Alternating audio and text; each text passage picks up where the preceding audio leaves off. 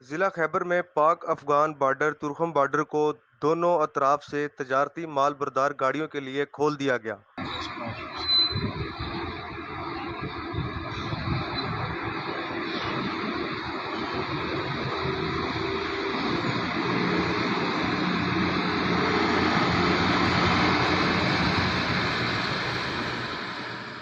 تفصیلات کے مطابق پاک افغان بارڈر کو تجارتی سرگرمیاں جاری رکھنے کے لیے کھول دیا گیا۔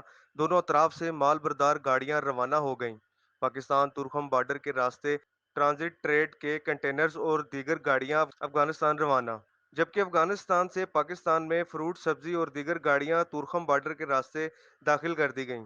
تورخم بارڈر کے تجارتی سرگرمیوں کے لیے کھلا رہنے کے حوالے سے سرکاری حکام نے تصدیق کر دی ہے۔ دونوں اطراف سے تجارتی مال بردار گاڑیاں سرکاری طور پر روانہ ہو چکی ہیں۔ حسن افتخار ڈوگر، RNN نیوز، لاہور۔